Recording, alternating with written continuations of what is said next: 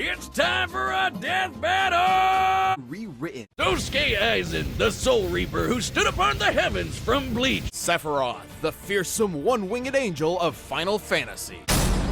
These Shinigami are spiritual beings who ferry lost souls to the afterlife and purify those who have turned evil in the living world. As a Shinigami, Aizen's body is made of Reishi, being spirit matter, and empowered by Raryoku, being spirit energy. Entities made of Reishi are completely invisible to anyone without specific supernatural awareness, though a Shinigami's body is still tangible and can be damaged normally. And with his Raryoku energy, Aizen can create incredibly powerful blasts. He's so strong, weaker beings will literally disintegrate if they get too close to him. This is due to his Reiatsu, a localized spiritual pressure exerted as a result of his enormous power. He also knows tons of Kido, or spells. He can create force fields, bend the light around him to make him impossible to detect, fire concentrated bolts of lightning, and absorb the energy from his surroundings to make giant-ass energy dragons. Perhaps his deadliest Kido is Kurohitsugi, and Aizen surrounds his target in an enormous black coffin that distorts space and time and tears its victims apart. Weapon, his Zanpakuto, Kyoka Suigetsu. A Shinigami Zanpakuto is a magical sword that possesses a sentient spirit. Kyoka Suigetsu gives Aizen complete control over his victim's senses the instant they lay eyes on the sword. This complete hypnosis traps its victims in a nearly perfect illusion that Aizen can manipulate at will, making himself virtually immune to attacks while his opponents are sitting ducks. It's so strong that it kept a group of ex-Soul Reapers known as the Visor trapped for over 100 years without them even knowing it. The Hogyoku, an immensely powerful reality-warping device that, quote, materializes the user's wishes. In Aizen's case, it realized his desire to become the strongest being in the universe. With it, he can heal any of his wounds, even when half his body is vaporized. And more importantly, it exponentially increases his power over time through evolution by turning him into a horrifying butterfly monster man. A being eventually strong enough to dethrone and replace the Soul King, the deity that controls the cosmic balance. Even a minor disruption to the Soul King's influence led to the three worlds of Earth, the Soul Society, and Hueco Mundo to start physically collapsing. That it implied that the Soul King has to be outputting enough energy to hold all these places together at all times. Considering each should be roughly the same size, this would require an energy of over 140 zetatons of TNT. Aizen is powerful enough to vaporize mountains as a side effect of a sword swing. His casual energy blasts can disintegrate huge chunks of the earth, and he can take on armies with just his Reiatsu alone. He even defeated the rest of the Gote 13 without so much as breaking a sweat. So he should be way stronger than Soul Society heavy hitters like Kenpachi, who sliced this 120-kilometer wide asteroid to pieces. That's roughly the width of Great Britain. An asteroid of this size would have to carry a kinetic energy of at least 44 petatons of TNT. And Aizen was so badass, he literally transcended other Shinigami in power. He was in a whole other dimension from the rest of them. Society arc, Ichigo was already as fast as lightning.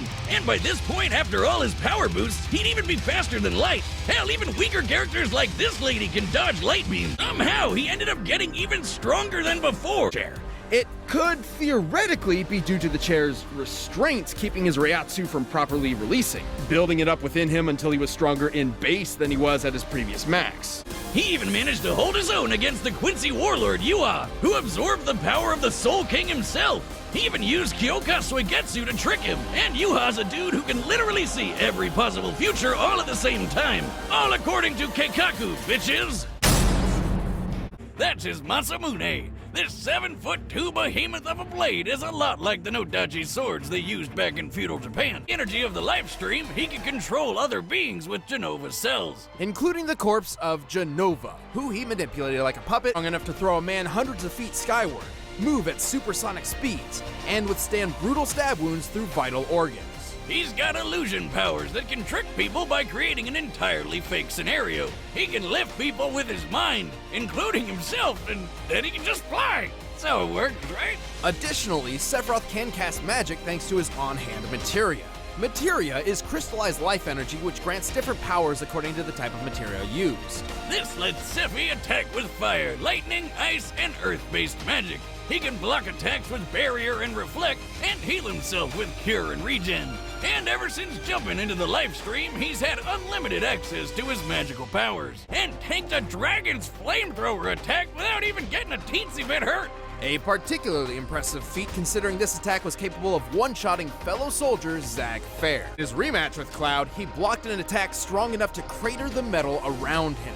Considering the diameter of the crater, the surface area of Sephiroth's feet, and assuming the most likely steel composition, I estimate this attack to equal nearly 1,600 tons of force. Can use that wicked sword to stab and lift wannabe heroes by their ribcage, slice through skyscrapers, and shoot energy beams that can shred these huge Mako cannons. And from the live stream, Sephi figured out he could create new bodies or even take on other forms. Sephiroth's most devastating attack, Supernova, which decimates an entire solar system. Wait, if Seph is that powerful, how does anyone ever beat him? Don't get the wrong idea here. There's a lot of debate over how Supernova actually works, but I think it's pretty clear that Sephiroth isn't creating the explosion himself. Rather, he's transporting his foes to a specific point in time within an alternate dimension. Just look at it. When he uses the attack, reality literally crumbles away like glass. This is identical to the animation for certain summoned creatures. According to the official Crisis Core Complete Guide, summons draw their targets into their own space in order to attack, and this is no different. In the Dissidia fighting games, Sephiroth goes for the civil approach and opens a dimensional hole to the explosion. The attack is even described as sending destruction even into other dimensions. That would explain why the supernova doesn't hurt him. He's not really there, just using those illusion powers of his.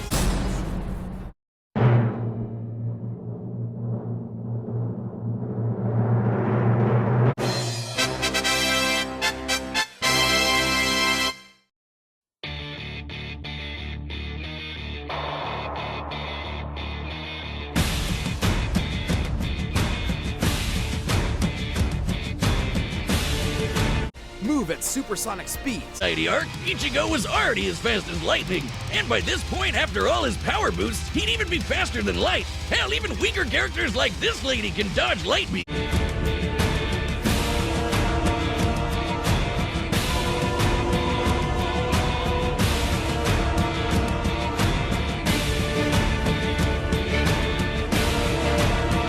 His peak, Zack could cut through a large metal door with one swing, seemingly with most of his strength. Given the size and width of the door, this feat's sheer strength comes out to 980 million newtons. And Seph was way stronger than Zack. In fact, if we look at their strength stats when they fought that dragon, Sephiroth was 3.5 times stronger than Zack, putting Sephiroth's strength output at over 3 billion newtons. That's almost as much force as 30 Hiroshima bombs. Being eventually strong enough to dethrone and replace the Soul King, the deity that controls the cosmic balance. Even a minor disruption to the Soul King's influence led to the three worlds of Earth, the Soul Society, and Hueco Mundo to start physically collapsing. That'd imply that the Soul King has to be outputting enough energy to hold all these places together at all times. Considering each should be roughly the same size, this would require an energy of over 140 zetatons of TNT.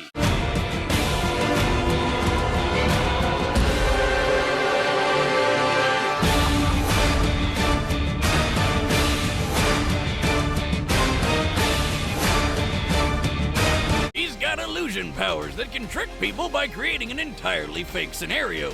Sephiroth's most devastating attack, Supernova, which decimates an entire solar system. I think it's pretty clear that Sephiroth isn't creating the explosion himself. Rather, he's transporting his foes to a specific point in time within an alternate dimension. He's so strong, weaker beings will literally disintegrate if they get too close to him.